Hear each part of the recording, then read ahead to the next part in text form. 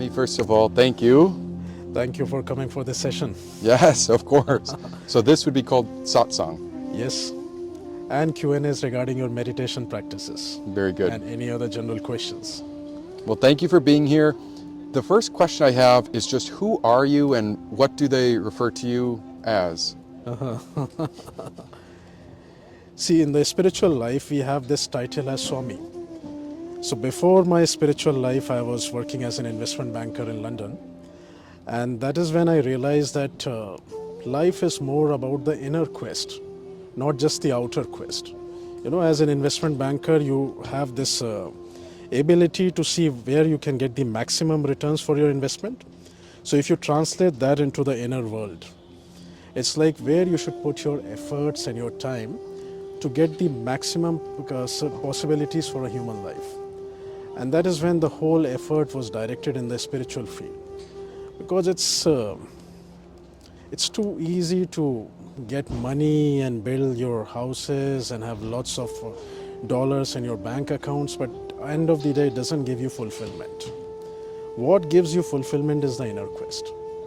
So that is when I shifted my journey from the investment banking world of London to the Himalayas, and came to the Himalayas, lived here for a few years, did the meditations with lots of gurus, spent few years in silence and deep meditation practices without eating, penance, solitude, silence, and after that had lots of beautiful experiences. And then I realized, yes, this is the life which I wanted, and now I have something which I can share and probably help others on this path also. So answering your question, this is like a brief introduction of my journey. And after the spiritual journey, my name was Swami Turiyananda. My name Turiyananda means the state of Samadhi. So in short, people call me Swamiji. Swamiji. Beautiful. And you said probably, I know from my experience, it has been extremely helpful to meet you and to share wisdom from you. Thank you. What was the moment in London? Was there a moment where you said, this doesn't feel right, something needs to give? How did you know to make that shift toward that inner quest, that inner journey you were relating or referring to? Interesting question.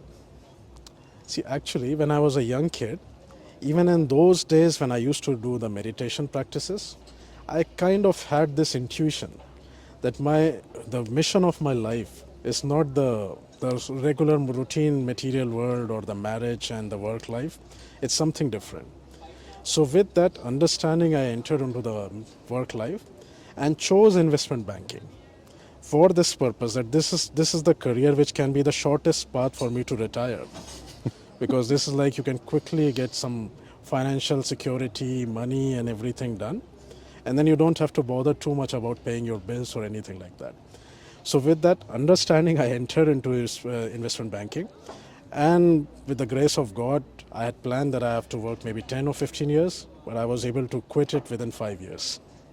So I just spent 5 years in the investment banking world and made that switch and came over to Himalayas. And so it was the Himalayas, that journey that really cemented the spiritual progression. Yes. And is it an awakening? What do you call that inner journey, I guess? Is there a better way to describe it?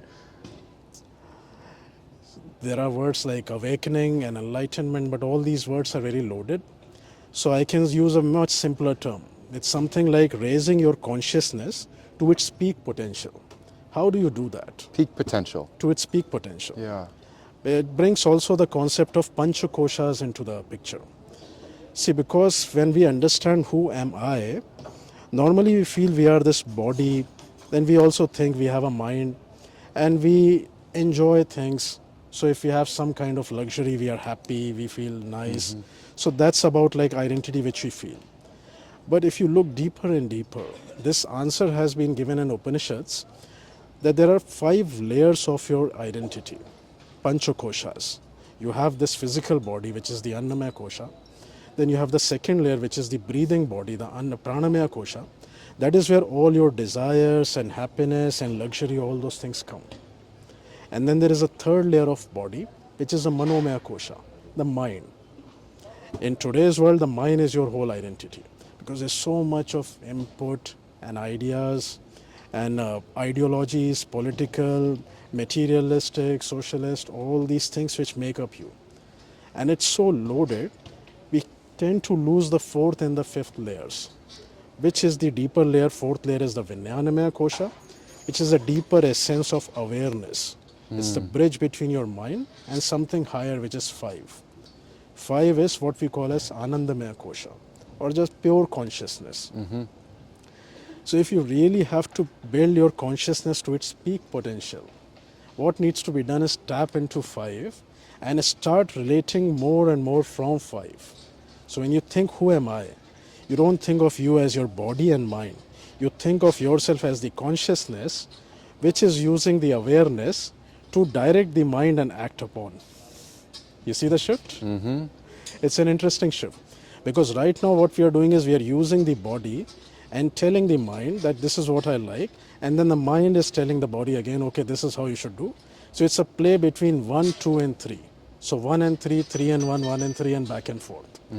While the spiritual knowledge and this depth will completely shift the cognitions.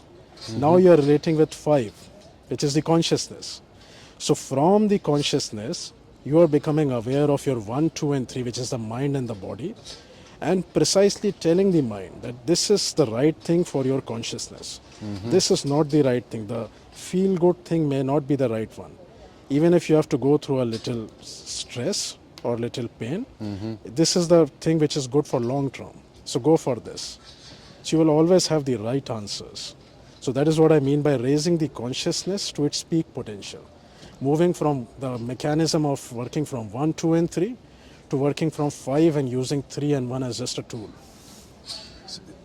Yes, and so when I think of, powerful yogis or you in the Himalayas, and we've had a little bit of this discussion before, yogis that are able to withstand temperature and do unique things to their body and endure, even Wim Hof comes to mind, a breathing, genius. That's because they're going inward to a deeper place and identifying Correct. with something, their deepest essence. Which is much deeper. Yes. Because now once you identify with the consciousness, see, let's define it in terms of percentage. So for a normal person who is not on this meditation or the consciousness path, he will identify more and more with the body and the mind. So if you say the percentage will be like 40% of the time when he thinks of me, it's the body. And the remaining 50-60% will be the breathing and the mind. So that's like his 100% identity. That's body and what I think and my body. So that is why this heat and cold will affect him so much, because it's just the body and how you feel. Whereas when he shifts his identity to the deeper consciousness, the consciousness doesn't have this heat and cold and pain and suffering at all. Consciousness is just still, the awareness. So there, if you shift the percentage of your awareness from the body to consciousness, let's say now you have a 40% awareness of consciousness, 20% of fourth, Vijnanamaya Kosha. So your 60% of identifying is shifted to 4 and 5. So only 30-40% is your body and mind. So that is when the feeling of heat and cold reduces a lot, because now you are identifying with something which doesn't have any identity of heat and cold. It's something beyond this, like the temperature is still there, but you have a zone where you can just shift, and that zone has a shield. So it doesn't have the heat and cold, everything like that. It's interesting because I've been taught that before, but hearing it from you, it's a different perspective.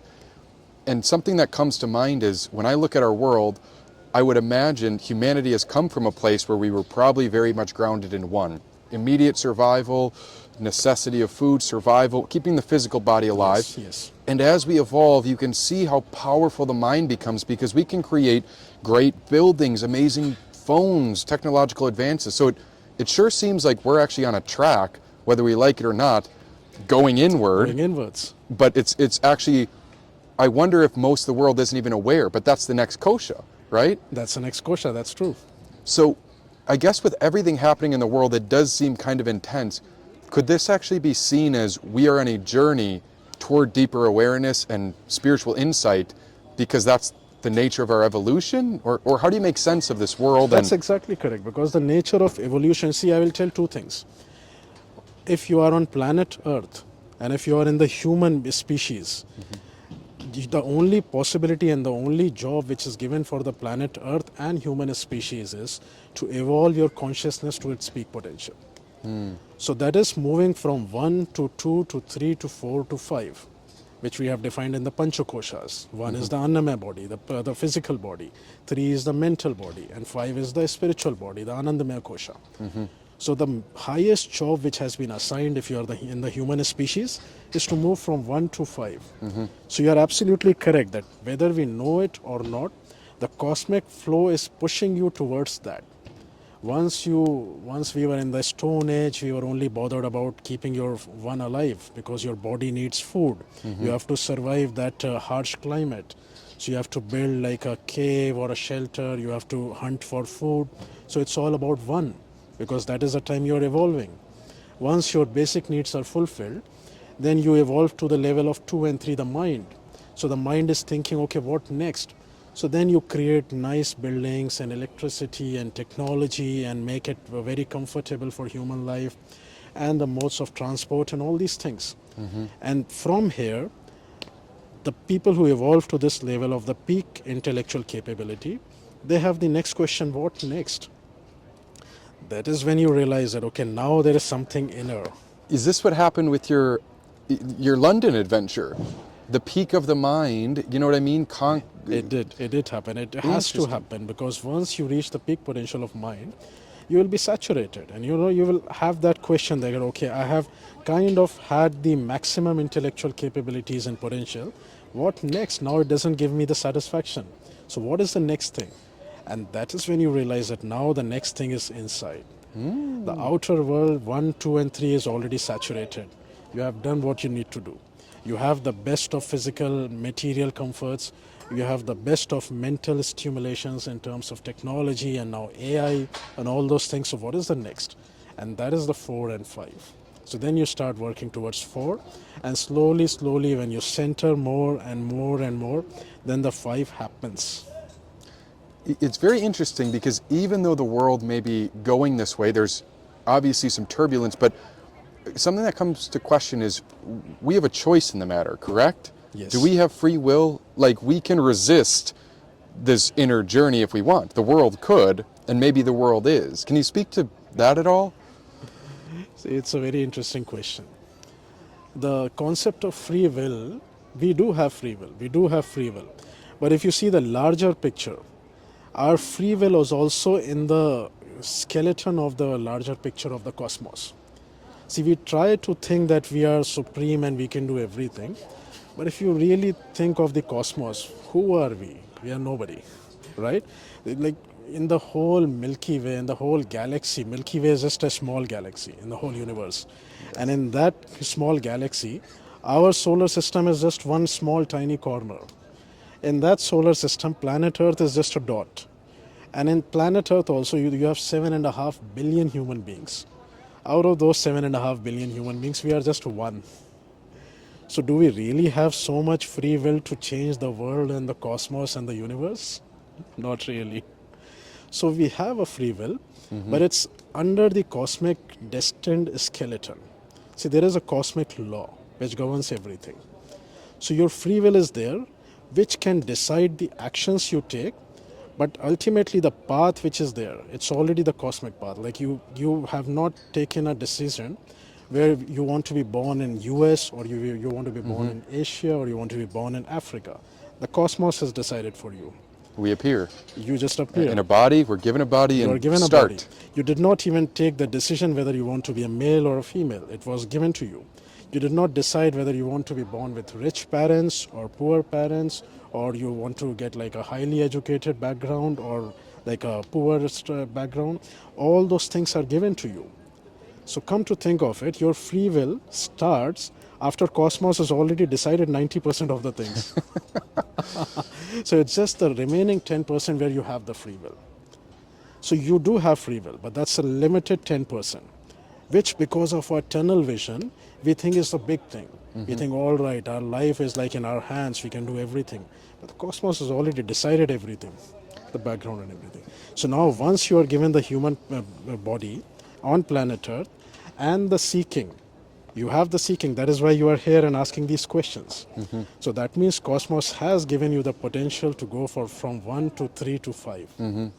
So it's there. Now the free will is about the effort you make to reach it. The more effort you make, you can reach from 3 to 4 and 5 quickly. The less effort you make, which is your free will, you might take more time. Let's say you can take 20, 30, 40 years. But if you take more effort and exercise your free will, you will reach there earlier, in Yes. 3 years or 4 years. So that's the free will which you can exercise. Sure, sure. Do you need water or anything? No, I'm fine. Okay.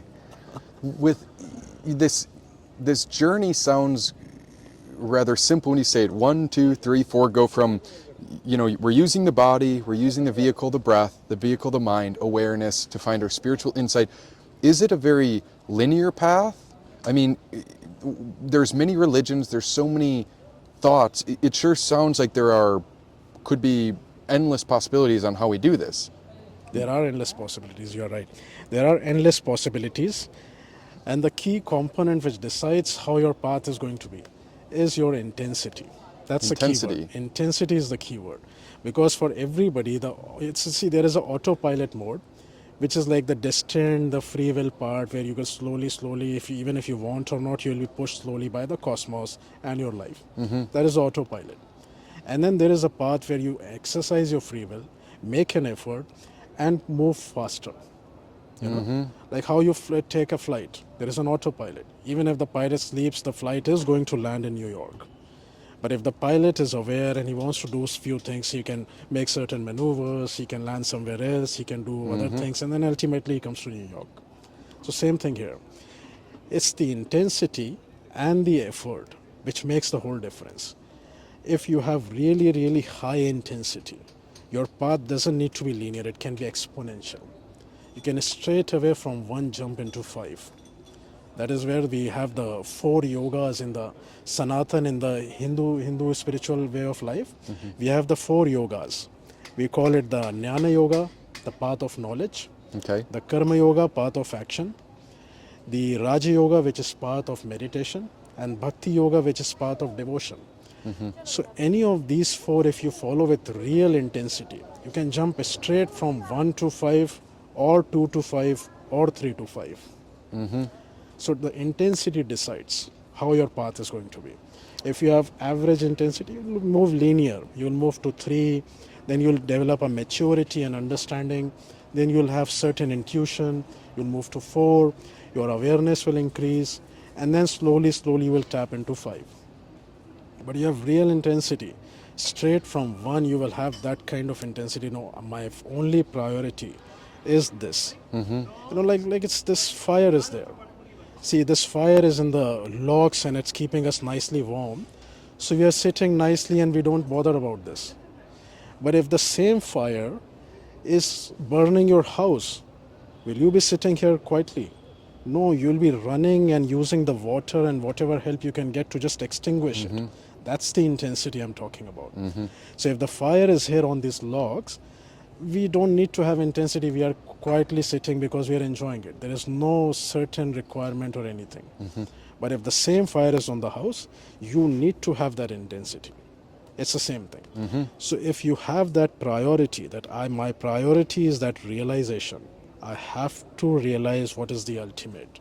What is the ultimate consciousness, or what I refer to as the Anandamaya Kosha, the 5. Anandamaya Kosha. Yeah. So if that is my priority, I will not be sitting in this relaxed, comfortable way.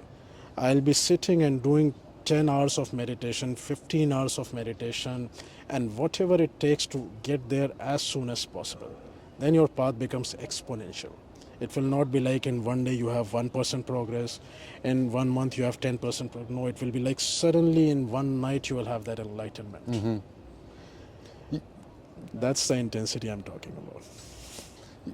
I love hearing about these paths, and something that's really unique is you didn't use the word religion, you just said these are paths. I came from a very Christian Catholic background. Could these paths be used in different religious ideas, or even other ways of thinking about this? It is totally, it can be used in all the religions because it is not bound by any dogma or any that kind of thing, you know. The word which we use for the ancient Indian wisdom is Sanatana. We don't use any religious term. Sanatana means eternal. It's like the rishis and the munis of the ancient India. The rishis you can say as the modern day scientists. The modern day scientists work on the realm of 1, 2 and 3. And they reach the highest 3 and then they give you the technologies. So the rishis of ancient India are the scientists of those days who worked on the realm of 3, 4 and 5. And then they gave you the highest possibilities which can be happening in 5 and the path to reach there. So there is no dogma or no like religion or like a sectarianism or anything like that. They have just given you the path. It's like a PhD research paper, which we call as the Upanishads. Beautiful Upanishads. So each Upanishad is a research done by a rishi, a scientist of those days, Yes. who have got that ultimate experience and they have given it out for others. See, this is how I reached it. And it's direct experience. It's a direct experience. They felt something, they've gone on a journey, and they're bringing some wisdom back and saying, this is how I felt it, saw it. And this is the steps where you can follow the step 1, 2, 3, 4 and 5 and you can reach it. Could that be every religion as It well? can be every single religion. That is why Upanishads are something which is beyond all these religions. See, all these scientists, whether you take Einstein or Tesla or Bohr or Oppenheimer, all these scientists used to read Bhagavad Gita and Upanishads.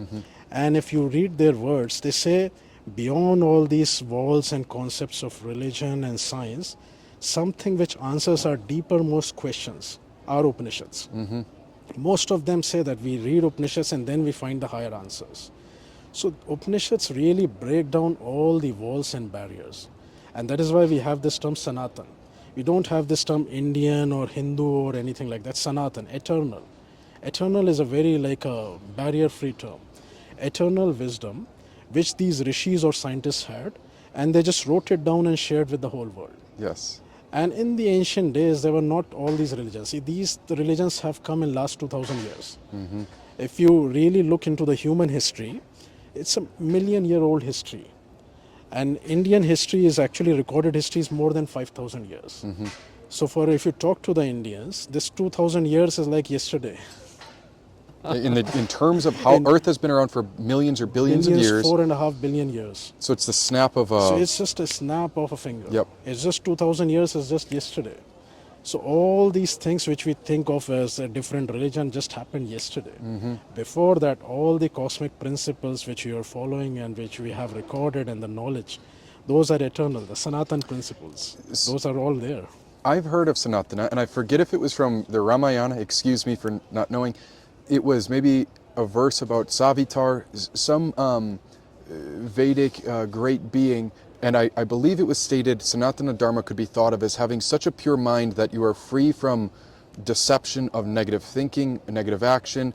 It's just living in such a clear, beautiful way that almost like you're in that 5 center that you talk about, that innermost state. Correct. Is that fair to Correct. say? So you're operating from your highest potential, your best vibration Correct. at all times. Correct. That would be Sanatana. You're very right, because that is what Sanatana. See, it's like a physics student is there. So he knows the laws which he has to use for his physical experiments. He knows there is gravity. He knows there is Newton's law. He knows there is a law of Einstein which governs the higher gravity and the nuclear forces and gravitational forces. So he has all these laws which are cosmic laws, which are physical cosmic laws. He cannot say, oh no, this is the English law and this is the American law. I don't believe in English law. It's a universal law, physics. And so that's exactly the sense of the spiritual being. When you have to realize the inner science, which is the consciousness, which we can call as the inner being or the soul, or you can name it anything, the science of that is Sanatana. So you cannot say, oh, this is the Indian way, or this is the Hindu way, or this is the Christian way. The Sanatana is beyond all of this. It is the study and the analysis and the research done on the 5, the consciousness, and the research is there. So whoever wants to follow, whether you're a Christian, whether you're a Muslim or you're a Buddhist, you are free to follow. There is nothing like a conversion in Sanatana, because you don't need to convert, you just have to follow. I think of the mind. The mind could be a barrier. That's the 3. So again, physical body is 1, breath body to the mind would be your third body sheaths. These are layers of us. The mind could get caught on a name, and it often does. But you're saying we can go even beyond that to discover this source of cosmic, Yes. divine, Yes. and we can call that different names with our minds, but Sanatana just is. It's just, Sanatana is just the science of your inner being. So whether you name it in Christianity, see, even the science of yoga and Ayurveda is being used in the Christian way. They are calling it with different names, like some people are calling it Jesus yoga, or like the science of pranayama is being called as alternate nostril breathing. or Krishna consciousness. There's Krishna different ways to consciousness, label you it. can name it differently, but ultimately the science is the same. You have to use the science of pranayama for the breath body, the science of yoga for the physical body, the science of Upanishads and Vedanta for the mental body, the science of meditation for the consciousness body. So you have to use those. You can name it differently. You can call it alternate nostril breathing, or you can call it pranayama. But the science will remain the Sanatana science. It's almost That's in the the beauty. action. Yes, it's That's the in beauty doing. of it. You know, this is maybe taking a twist on the questions. With God in mind, how do you see God? What is God? Is God a being? What is God to you? And from your experiences being in the Himalayas, what do you make of this? This is a great mystery, right? It is like a mystery. And there are several ways to answer this, because if you go from the religious aspect, you can have like that different, and all the morals will come, good and bad. So you have a different definition of God, because you need to have something for the masses. But to tell you the honestly the truth, which is like beyond all the masses and everything, I will define God as the pure consciousness. It's a pure consciousness, because it's the all-pervading consciousness which becomes material and form, changes from matter into energy, because you cannot put a framework and say this is God. If you define God as something like this, then what is something which is outside that parameter, right? So you're saying that God is only this, and what is that? Then something beyond God exists. If something beyond God exists, then God is not the ultimate, you know? So it's like an irony. It like challenges the question that God has to be somebody who is ultimate. But if you define God, then he is no more ultimate, because there's something beyond that definition. So you cannot put a frame or anything like this on God. It has to be the all-pervading consciousness. And that is the Upanishad, the Sanatana term, which is called Satchidananda. Satchit Ananda. Sat means eternal. Chit means existence. Ananda means bliss. So eternally existing bliss is God. Which is the miracle of life, and this Which is the miracle of experience. It's all of it. It's even the suffering, the beauty, the horror. It's Every everything single together. Every single thing. You cannot separate something and say, oh, this is God, this is demon, this is devil. You cannot, because if you do that, you're already challenging the idea of God is ultimate. If God is ultimate, how can this be somebody else who exists? So either God is ultimate or God is omnipresent in everything. And the mind wants to label it. Mind to wants say, to label this it. is how it is. But your answer to me showcases that you have gone through these layers, because if you were to say God is this name and this only being and it has to be, it might to me seem as if, okay, that's a mental description. But you're saying, no. It's far beyond what even the mind can think of. It is far beyond that, because the mind is only three. So mind needs a form and a name to label things. See, for example, this chair. So the mind needs to have a picture. Okay, this is how the chair looks. The name is chair, and it says, okay, this is a chair. But something which is beyond name or form, how does the mind see that? Mind will say, oh, no, I will not believe in something which I cannot see, or I cannot touch, or I cannot feel. So mind is itself limited to something which is in name and form. Isn't that interesting? Names can limit us. Yes, names and forms limit you. And that is how, if you look at the creation, how the creation happened, it is very well defined, and the Big Bang is actually corresponding to the Upanishad way of creation. The Upanishads very clearly say there is whole consciousness, and the first thing which happens from the consciousness, which is 5, is the sound of Om. So first thing which happens from the consciousness is the sound Om. And with the sound, the matter is created. You know? So this is interesting. The first thing which happens is the sound, and the next thing which happens is the form. And that is where the mind is limited. It needs a form, it needs a name, because sound and matter came from consciousness, and that is the mind. So mind cannot perceive something which is beyond it, which is consciousness. It's interesting you say that. My younger self is thinking of a Bible verse. I'm not going to get it exactly, but in the beginning, or God was the Word was with God. It's this idea that there was sound. God was with sound, and it starts Yes. to come out of that. Yes. Now the sound could be mentally interpreted as the Bible. That's maybe, you brought up the Upanishads and these different scriptures, and I love reading all of them because I see them as beautiful accounts and maps from a certain person's perspective, cultural beliefs, backgrounds, as their journey to find union with God, which, as we know is called yoga.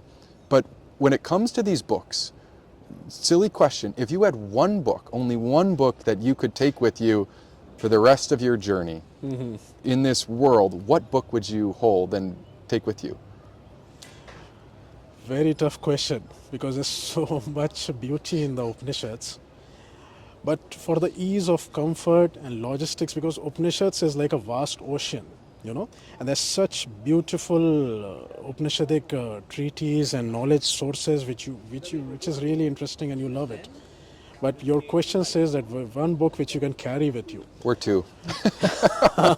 So I'll bring the logistics angle, and Upanishads are too vast. So I'll say Bhagavad Gita is that one book, which is like the summary and precise cream of all the Upanishads.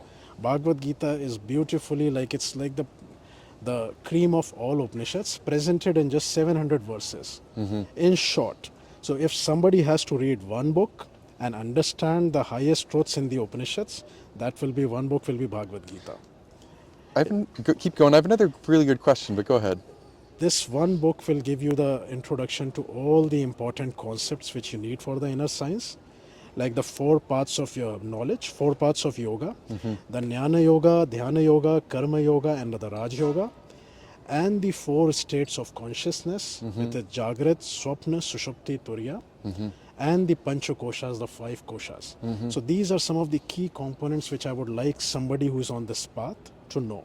Yes. Because this is like the science, it's inner science. Yes. So if you know these components, it's like if you are a physics student, you need to know gravity, you need to know nuclear forces.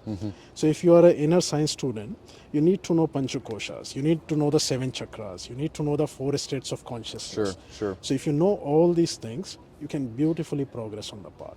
And Bhagavad Gita, in short, gives you all of these. So that's one book you should have. I love it so much. And you brought up the paths, and I know there may be some people, myself included, when these were foreign to me, but when I hear Raja, or these are just different ways of thinking about ways of behaving. Karma yoga is action. So that could be seen as someone from a Christian church feeding the poor. That's good action, helping the community.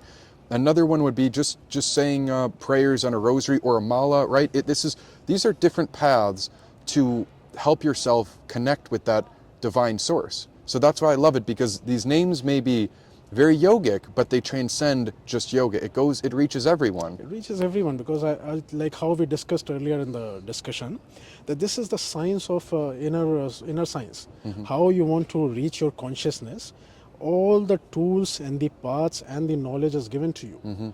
It doesn't need to be called as Hinduism or Christianity or Islam. These are the tools.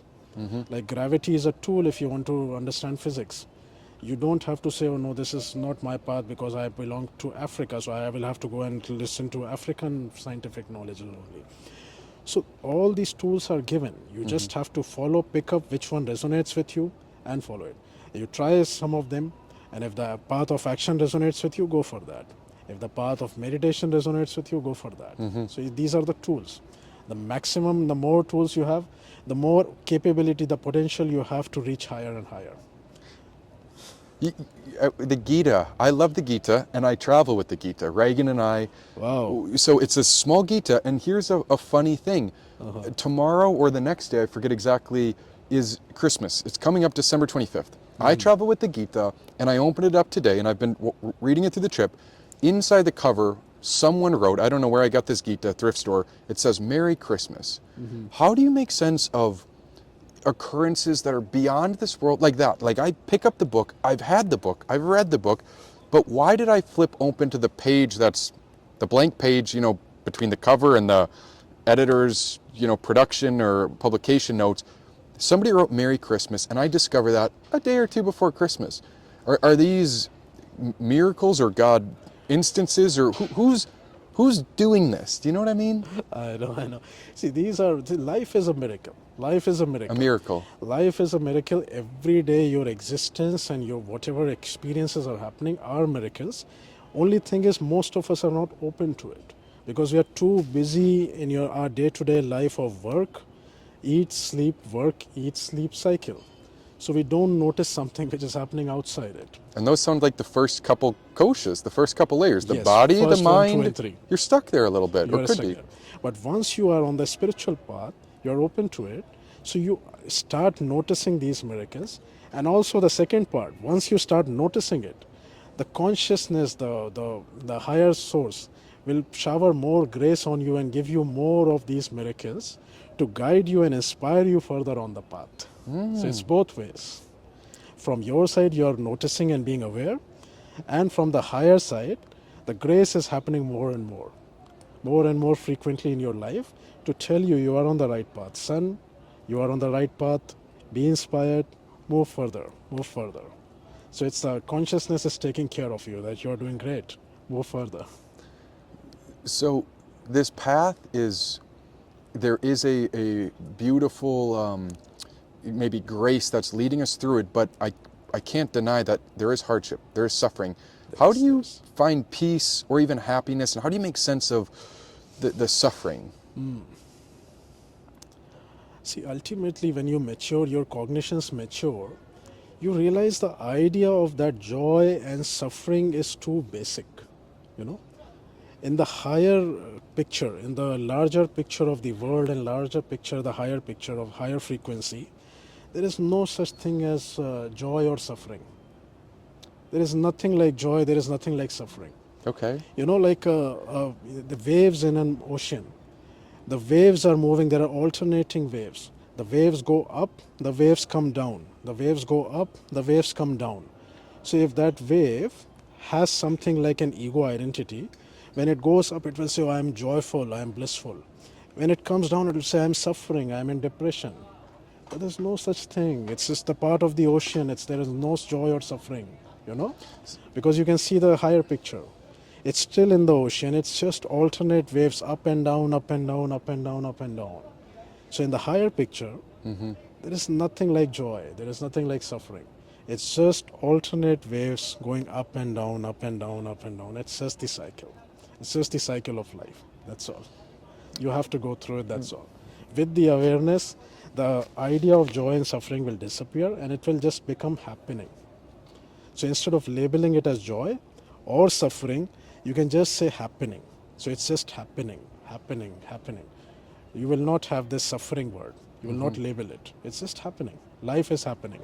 That's all. I picture a wave being at the peak and saying, I'm on top of the world. And then it goes to the bottom and saying, no, I can't take another moment. What's happening? But could you give us any hints or advice on how to be in that state of awareness? Not to say like I am feeling good and bad, but just I am being with it. This journey is happening and I'm not attached to some days are going to be hard, some days are going to be good.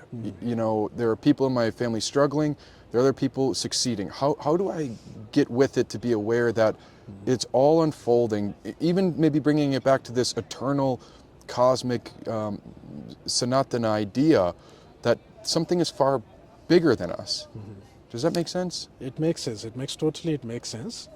And this knowledge is actually going to work as a tool because this will bring a cognitive shift.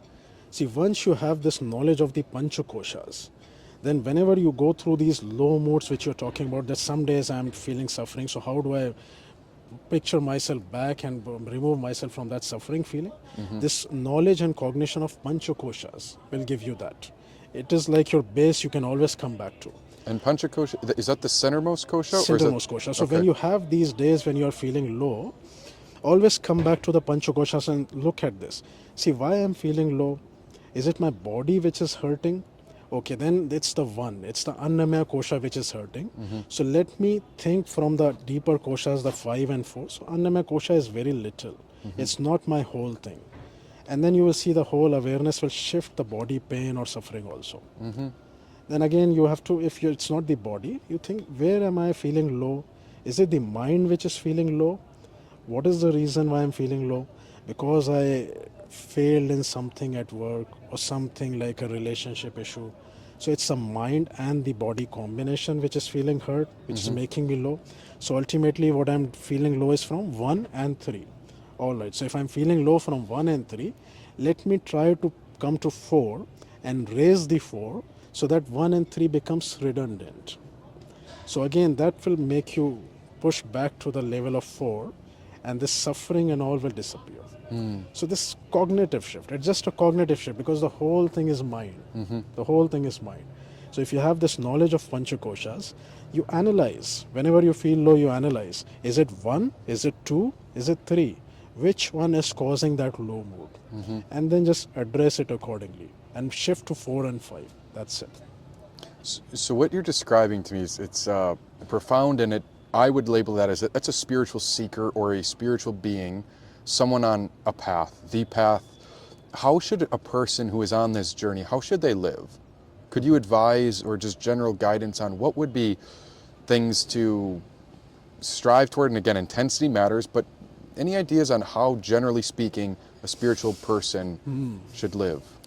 I would definitely advise, if you are seriously sincere and like really, really interested on the spiritual path, you need to take some time out of your eat, sleep, work routine.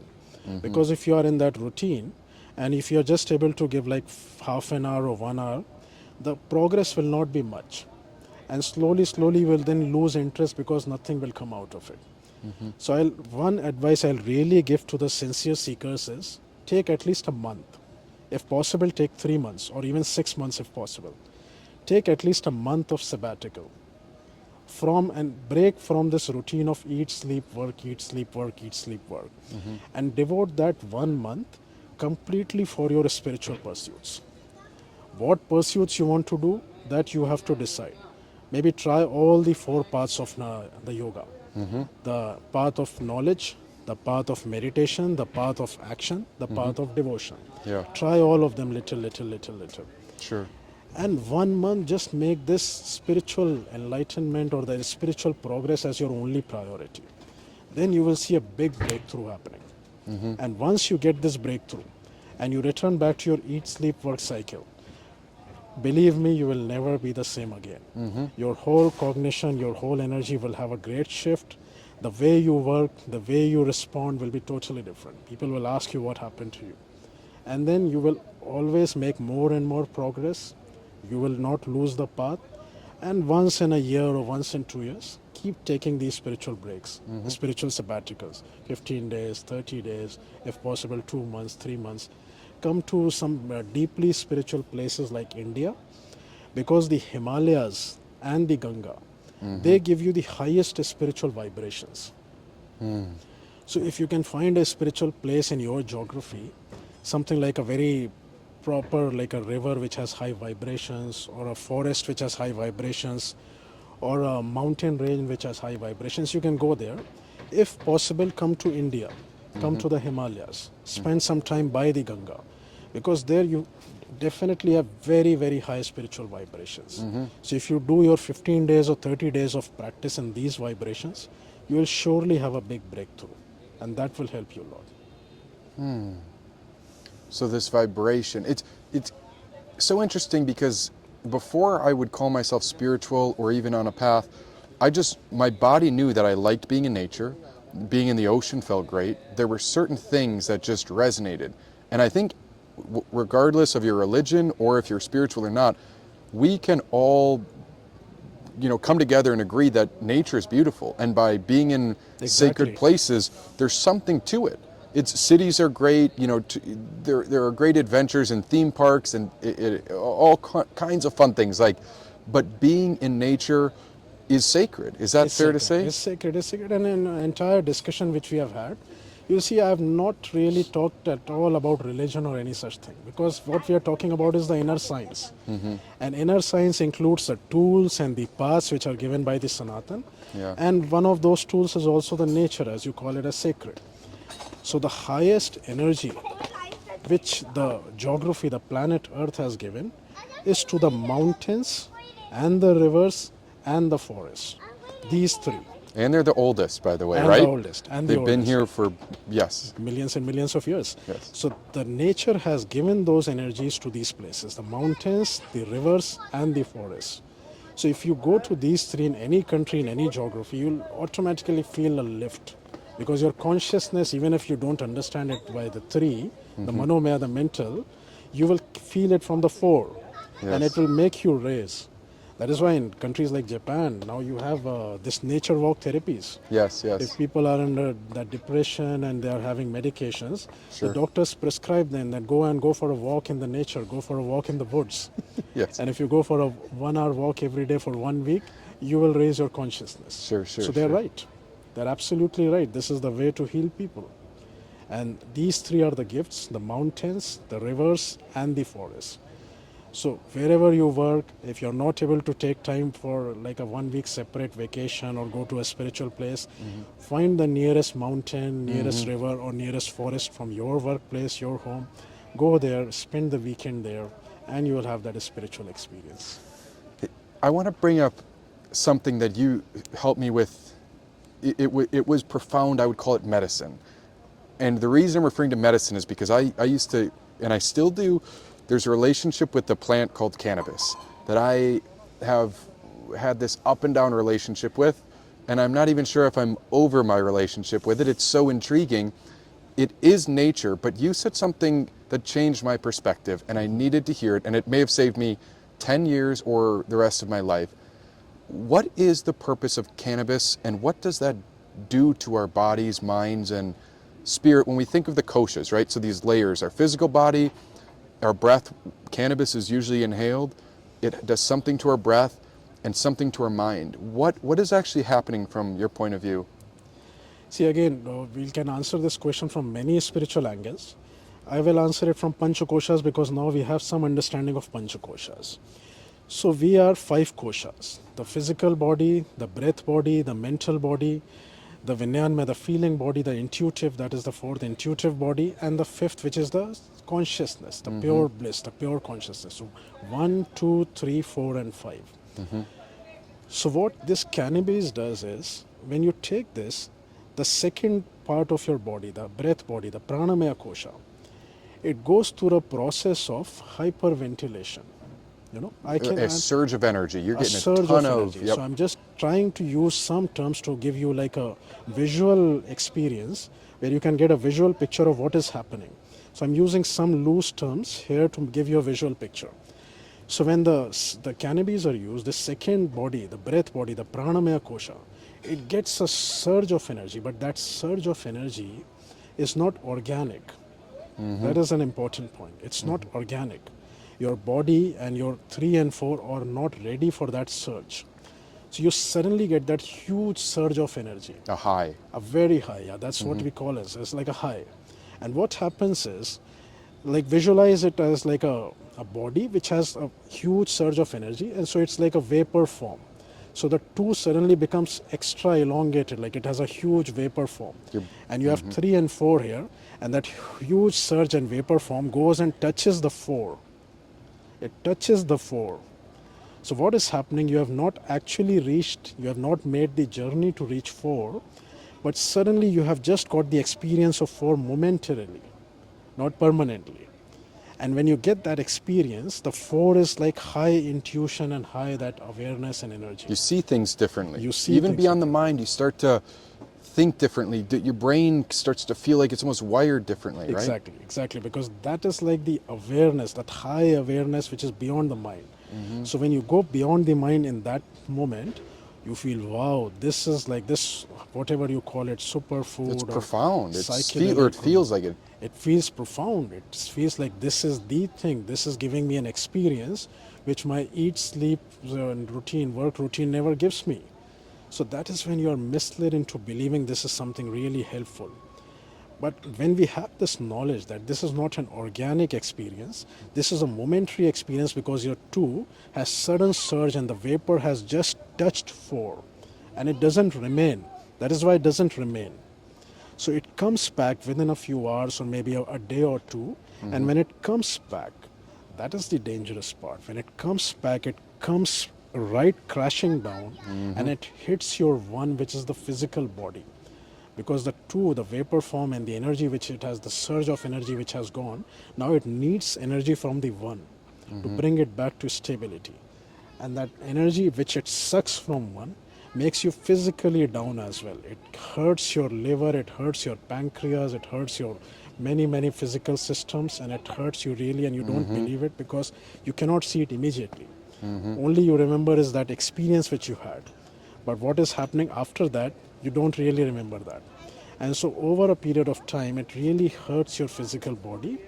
And also the 3, which is the mental capabilities, it creates kind of an illusion around the 3, around the mental. And your mental cognitions become weak. It will, I can use the term delusion, because slowly, if you use more and more of this, your perceptions, your 3 becomes deluded, and your 1 becomes more and more hurt, and you have to give more and more energy to 2 to stabilize it.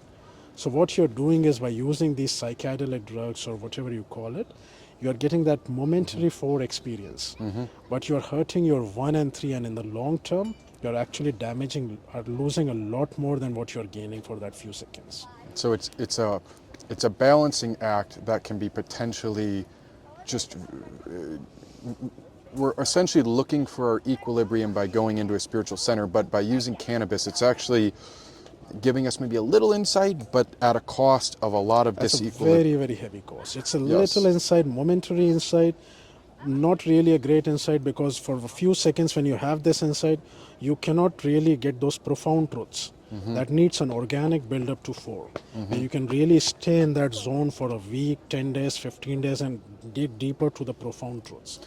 So momentarily you cannot get the profound truths.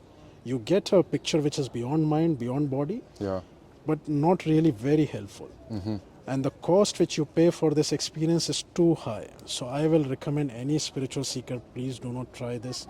Go for the organic way, which is through the meditation and that 4 paths of yoga, and build it slowly, and then you will have a more permanent experience, and not this just like a few moments or few hours.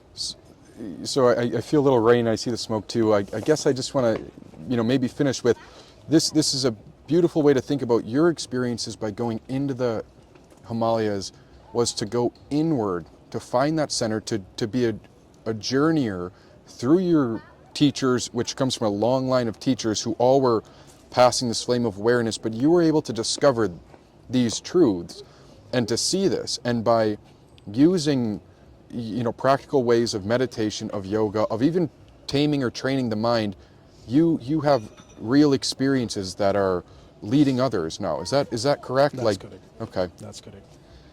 Anything else, just general guidance or things that come to mind? You're a very intuitive being. Anything else that maybe I should know, Reagan should know, anyone that would ever see something like this? I'm so happy to see both of you. First of all, you two have been one of the most wonderful spiritual beings who have, in your short journey, you have attained so much matured cognitions. And I really bless you for higher attainments and a very beautiful journey. And I wish all these spiritual seekers like you take this like little sabbatical and experience and experiment with these paths and these truths and practice it. See, ultimately you can read, you can hear, you can watch this podcast on YouTube or wherever you're going to use it, and it will give you inspiration. But the real thing happens when you practice it. Like in the Vedanta, we say Shravana, Manana, Nididhyasana, 3 steps. So first step is hearing it, Shravana, or reading it. Second step is Manana, contemplating on it. Really spending few hours and few days understanding what you have heard or what you have read, and digesting it and internalizing it. And the third step is Nididhyasana, practicing it. So the practicing, that third step is the key. Most of the spiritual seekers, I have lots of students and I see from my students' experiences, most of the seekers, they do 1 and 2. They hear it, they have the inspiration, they contemplate, they try little things. But the third step, the practice, the deep practice, the long practice, the sincere practice, that is the hard one. They try, but sometimes for various reasons, the work or something, they miss. So my real sincere advice will be, don't miss this key step of practice, nididhyasana. You have the inspiration, you have the tools, go ahead, practice it, realize it, get it. Blessings. And for those, and I don't know if I'm allowed to say this, can I say where you are physically, not here, the location, but kind of the general city? If people were to try to connect with you, is there a way to connect with you or to come to the city, or what would you advise? They can always, any spiritual seeker is always welcome to come to our ashram. We have an ashram in Badrinath in Himalayas. They can come stay there and practice some of these spiritual disciplines. Or they can come to Rishikesh and they can get in touch and they can learn and they can progress on their path. Well, thank you so much. I know Reagan and I feel so lucky to have spent time with you, and this is incredible. I'm excited to see how this helps others. So thank you very, very much. Thank you for being here and for this wonderful session, and blessings for your spiritual growth. Namaste. Namaste.